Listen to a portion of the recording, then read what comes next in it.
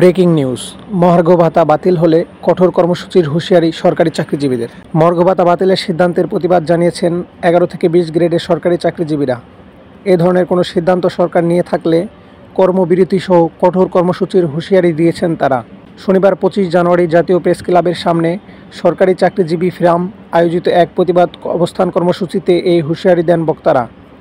আগামী 31 জানুয়ারির মধ্যে মহার্ঘ ভাতা দেওয়ার নিশ্চয়তা না পেলে 7 ফেব্রুয়ারি কেন্দ্রীয় শহীদ মিনারের মহাসমাবেশ ঘোষণা দিয়েছে সরকারি চাকরিজীবী ফোরাম।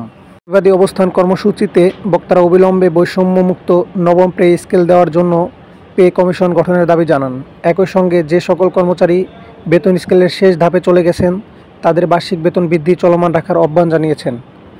অবস্থান কর্মসূচিতে বক্তারা বলেন, গত 7 বছর ধরে বৈষম্যমুক্ত পে স্কেলের দাবিতে আন্দোলনের পরে বৈষম্যবিরোধী সরকার মহার্ঘ ভাতা প্রদানের কমিটি গঠন করেছে, যার ফলে কর্মচারীরা আশার আলো দেখেছিল। কিন্তু কিছু সুশীল নামধারী লোক এর পিছনে লেগেছে যেন সরকারি কর্মচারীদের বেতন বাড়লে দেশের যত সমস্যা। নিম্ন বেতনভোগীরা কত কষ্টে আছে তা বিবেচনা না করে তারা উপসচিবের সুযোগ সুবিধার সঙ্গে তুলনা করে কর্মচারীদের বিপক্ষে কথা বলেছেন।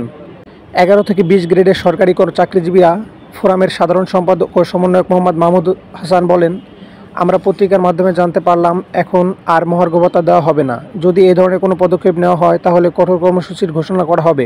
প্রয়োজনে সারা দেশে কর্মবিরতির মতো কর্মসূচি ঘোষণা করা যেতে পারে। ধন্যবাদ ধৈর্য ধরে এতক্ষণ ভিডিওটি দেখার জন্য।